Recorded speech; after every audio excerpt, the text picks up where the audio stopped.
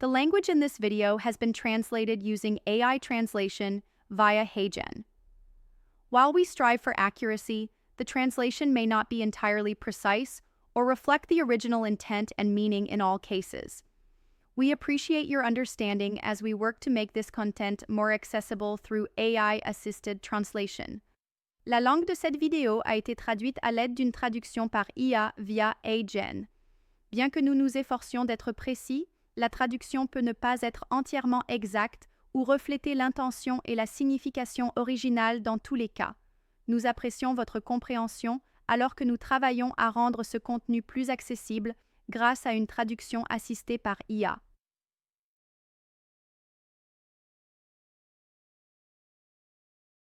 Bonjour chers utilisateurs et bienvenue dans ce tutoriel interactif d'AdMed Predictor dédié à MedChem Designer. Les sujets d'aujourd'hui sont de travailler avec MedChem Designer, d'éditer des structures, ainsi que de créer et d'enregistrer de nouvelles structures. Nous verrons également comment calculer les propriétés AdMed dans MedChem Designer. Donc, sans plus attendre, je vais ouvrir un fichier avec lequel nous avons déjà travaillé, qui est cet ensemble de 500 pyridoxosaponines. Nous allons donc ouvrir ce fichier que nous avons utilisé lors du tutoriel précédent, et comme vous vous en souvenez, les identifiants des composés étaient enregistrés dans un champ d'identifiant intitulé EDX. Donc, nous allons spécifier ce champ comme étant celui de nos identifiants. Nous avons donc chargé ici notre ensemble de 500 composés. Il existe plusieurs façons d'ouvrir MedChem Designer à partir d'AdMed Predictor. La première méthode consiste simplement à regarder les icônes ici et vous verrez un aldéhyde dans cette barre supérieure. Et si vous passez la souris dessus, il affichera alors MedChem Designer à l'écran. Si vous cliquez dessus, cela ouvrira effectivement une fenêtre MedChem Designer. Voilà donc la première méthode. La seconde consiste à double-cliquer sur l'une des structures présentes dans le tableau, d'accord? Et par exemple, si nous double-cliquons sur cette première structure ici, elle apparaît. Ensuite, nous pouvons la faire glisser au centre pour avoir plus d'espace. Supposons que nous ayons identifié un problème avec ce composé, qu'il a été mal dessiné et que cet oxygène ici devrait en réalité être un azote. Donc, par exemple, nous pourrions vouloir modifier ce composé et pour ce faire, il suffirait de sélectionner l'icône de l'azote et de cliquer ici, d'accord? Maintenant, pour corriger la structure, ce que vous devez faire, c'est appuyer sur cette flèche de transfert, cette flèche pointant vers la gauche, pour remettre la structure dans la feuille de calcul sous sa nouvelle forme. Une boîte de dialogue va alors s'ouvrir pour vous informer que vous allez transférer un composé depuis MedChem Designer et qu'il s'agit en fait d'un composé déjà existant dans la feuille de calcul qui va être modifié par cette opération. Et le logiciel garde effectivement une trace détaillée et précise de l'incarnation précédente de cette molécule, et bien sûr, il fournit également la toute nouvelle structure mise à jour, comme attendu. D'accord. L'autre façon de procéder serait, par exemple, de créer une nouvelle structure à partir de l'un des composés de ce tableau. Donc, si vous prenez par exemple le composé 3, double-cliquez dessus de la même manière que nous l'avons fait précédemment et placez-le au centre de notre écran ici afin que nous puissions mieux le voir. Par exemple, nous pourrions vouloir modifier ce fluor en un groupe trifluorométhyle et pour ce faire, il suffit de sélectionner l'atome de carbone ici, puis de transformer ce fluor en carbone. C'est très simple. Ensuite, vous sélectionnez l'outil de liaison et vous dessinez 3 liaisons à ce carbone, puis vous les étiquetez avec des atomes de fluor 1, 2, 3, d'accord? À ce stade, l'une des choses que vous pourriez vouloir faire est de nettoyer cette molécule. Par exemple, en la sélectionnant, si vous faites un clic droit dessus, vous pouvez la nettoyer, c'est-à-dire lui donner une représentation qui vous convient mieux selon vos préférences. Et il y a plusieurs options. Vous pouvez également simplement faire pivoter cette molécule horizontalement ou verticalement pour obtenir l'orientation que vous souhaitez voir. Vous pouvez le faire pivoter avec cet outil de rotation 2D Vous pouvez sélectionner l'un des atomes de la molécule, puis le faire pivoter jusqu'à obtenir une représentation qui vous convient. Ce que nous n'avons pas encore fait, parce que nous avons ici une nouvelle molécule, c'est que nous ne l'avons pas nommée, donc nous pouvons en fait la nommer simplement en modifiant son nom, et nous pouvons simplement prendre le nom parent et lui ajouter un CF3. Donc CF3 et nous cliquons sur OK. Et maintenant, si nous cliquons sur cette flèche de transfert, cela va ajouter cette molécule, puisque c'est une nouvelle molécule, cela va l'ajouter à notre tableau. Donc cela nous informe avant cette opération que nous allons transférer la molécule. Il s'agit en fait d'un nouveau composé qui sera ajouté à la feuille de calcul. Donc nous cliquons sur OK pour effectuer ce transfert. Maintenant, si nous allons en bas de notre tableau, au lieu d'avoir 500 composés, nous en avons en réalité 501, et comme vous le verrez, cette molécule est sous l'orientation que nous lui avons donnée lorsque nous l'avons nettoyée et orientée. D'accord? Vous pouvez en faire encore plus. Revenons à notre fenêtre MedChem Designer ici. L'autre chose que nous pouvons faire, c'est enregistrer la structure. Par conséquent, nous pouvons par exemple l'enregistrer ici sous l'Admet Predictor au format de fichier .csk. Voilà. Très bien. Et nous pouvons également l'exporter au format SDF, qui est un format de fichier plus courant et largement utilisé. Donc, sous exporter, nous allons maintenant lui donner exactement le même nom.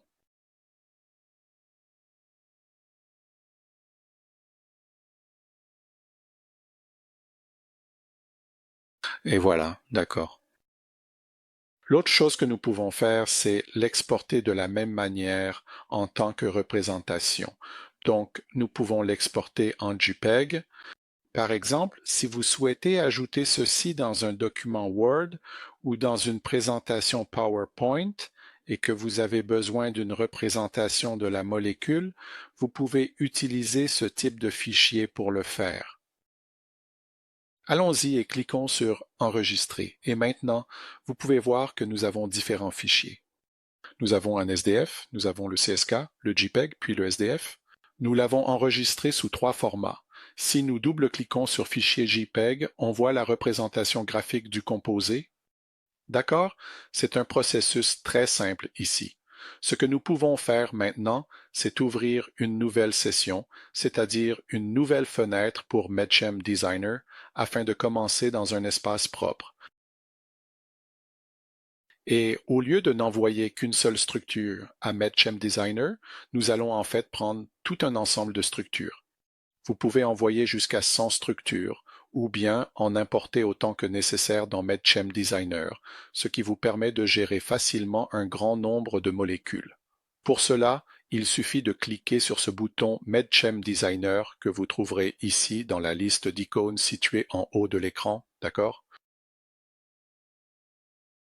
Comme vous le remarquez ici, ces composés sont quelque peu orientés de manière aléatoire car c'est ainsi qu'ils ont été dessinés par le chimiste qui les a saisis, donc il n'y avait pas d'orientation privilégiée pour ces molécules.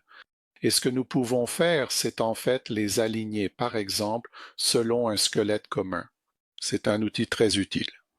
Et maintenant, nous regardons ces molécules dans la même orientation. Et nous pouvons les renvoyer vers la table Admet Predictor, d'accord, de cette façon, et ils apparaîtront alors tous maintenant dans exactement la même orientation. Encore une fois, vous pouvez tout à fait faire cela pour jusqu'à 100 structures différentes à la fois, si vous le souhaitez. Vous pouvez même le faire sur un nombre beaucoup plus important de structures en utilisant MedChem Studio, mais cela ne fait pas partie des fonctionnalités de MedChem Designer. Donc, nous allons continuer. L'autre chose que je voulais dire ici, c'est que nous n'avons vraiment rien perdu en passant d'une fenêtre à l'autre. Toutes les informations que nous avions auparavant se trouvent dans ces différentes fenêtres et restent accessibles. Donc, nous n'avons vraiment rien perdu en cours de route. Ces informations sont toujours là. Alors, revenons à notre ensemble de structures de base ici. L'une des choses intéressantes que nous pouvons faire, c'est calculer les propriétés Admet directement dans l'environnement MedChem Designer. Remarquez ici, vous avez cette icône des propriétés Admet et si vous la sélectionnez, le logiciel calculera effectivement les propriétés Admet pour ces molécules. Donc, j'ai toutes les licences activées ici, ce qui fait que l'ensemble du panel des propriétés Admet est en train d'être calculé. Ceux-ci sont dans des lignes individuelles. Et dans vos colonnes, vous avez les 10 composés que nous avons récupérés du prédicteur Admet. Donc, c'est une manière assez intéressante d'examiner comment les changements dans les points finaux prédits évoluent en fonction des modifications chimiques apportées. Il se peut qu'il y ait en effet des modifications chimiques subtiles effectuées sur cet ensemble de molécules en haut, d'accord? Nous pouvons désormais exporter ces molécules au format SDF. Cela peut s'avérer très utile pour partager ou analyser les données ultérieurement. Nous allons donc exporter toutes ces molécules au format SDF et leur attribuer le nom de fichier PO, export 10, pour faciliter leur identification. Nous allons donc exporter ces 10 molécules dans un fichier SDF et remarquez que le logiciel nous demande si nous voulons exporter les attributs Admet, c'est-à-dire tous les points finaux que nous avons calculés en même temps que les structures. Et oui, c'est intéressant à faire, donc nous allons procéder ainsi, d'accord? Maintenant, si nous retournons à notre fenêtre Admet Predictor et que nous ouvrons ce fichier export10.sdf, alors nous allons importer ces composés avec leurs propriétés. En fait, il y avait une option dans la boîte de dialogue qui permet soit de lire uniquement les structures, soit de lire les structures avec toutes les propriétés qui leur sont associées. Remarquez ici qu'il y a des valeurs pour les points de terminaison qui sont en rouge. Il s'agit en particulier d'une convention dans MedChem Designer ainsi que dans Admet Predictor pour signaler les prédictions hors du domaine d'application. Donc ici, nous avons une prédiction hors domaine pour ce modèle et pour ce composé en particulier. Notez que ce n'est pas la même situation pour les autres composés de la série qui en réalité vont bien, vraiment. Il peut y avoir quelques composés. En effet, il y en a un de plus. Il s'agit donc d'indicateurs très importants pour les prédictions. Notez que cette convention est appliquée lors de l'importation des composés dans Admete Predictor. Là encore, la convention est similaire. Les composés hors champ d'application des critères d'évaluation sont soulignés en rouge.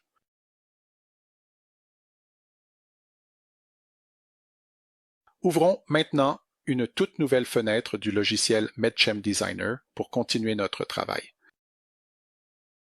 Et ce que nous allons faire ici, c'est traiter une situation complètement différente. Disons que nous souhaitons importer des structures provenant de ressources disponibles sur le web. Nous avons donc repéré certains composés qui sont liés à nos composés ou que nous aimerions importer. Par exemple, nous avons étudié en détail le resveratrol. Nous aimerions introduire ce composé. Donc, voici en fait DrugBank, qui est une ressource très utile. Et si nous descendons ici, nous voyons une représentation du resveratrol. Il y a également une option de téléchargement, en fait plusieurs options de téléchargement.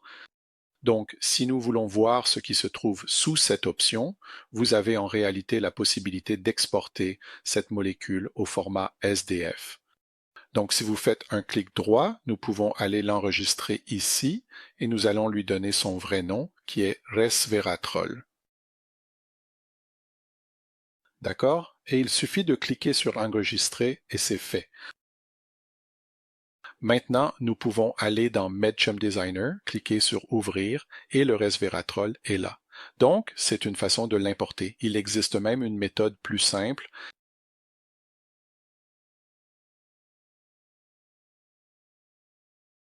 Revenons donc à notre ressource web ici.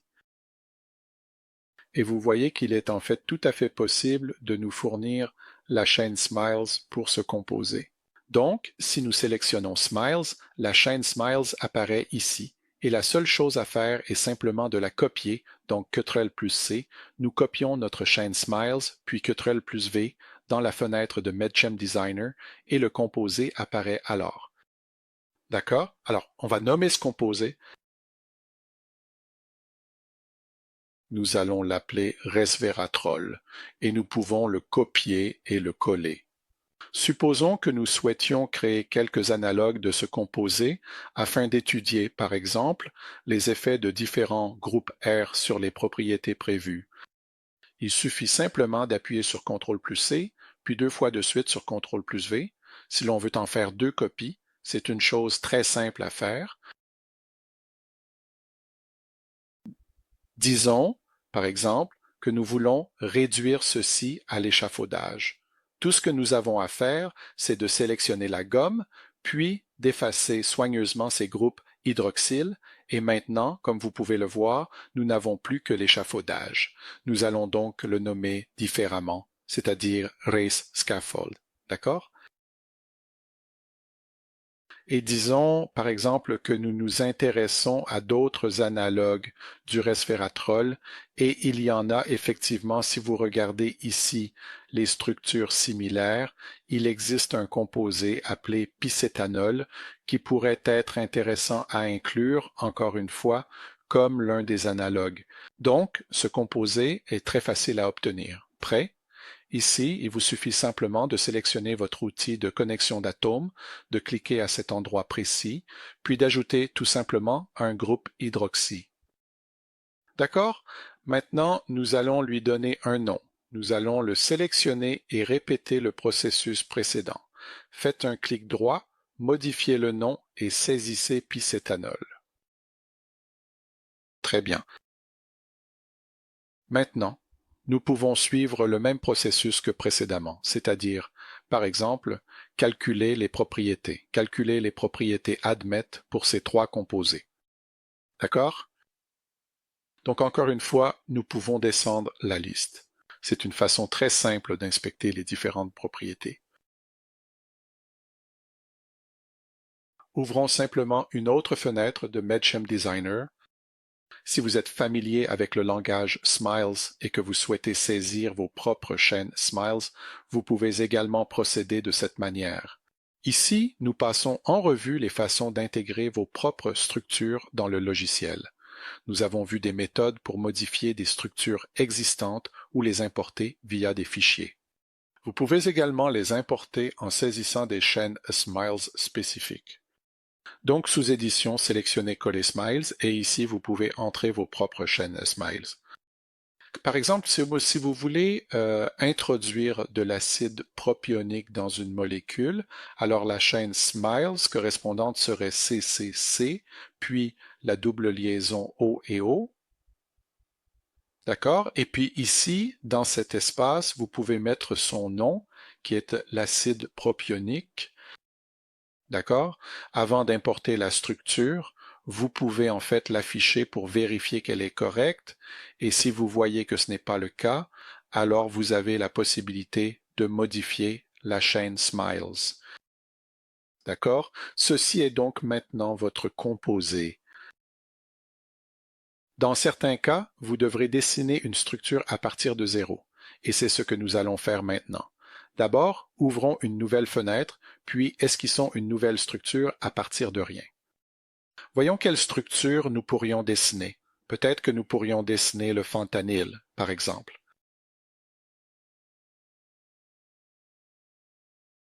Et voilà. Et si nous voulons le voir en plus grand, il suffit simplement de cliquer dessus, ce qui va rendre le dessin beaucoup plus facile à réaliser. Ce n'est pas grave si c'est plus grand. Alors allons-y et dessinons cette molécule ensemble. Nous commencerions par construire la chaîne carbonée. Laissez-moi l'ouvrir en plein écran ici pour que nous puissions mieux voir.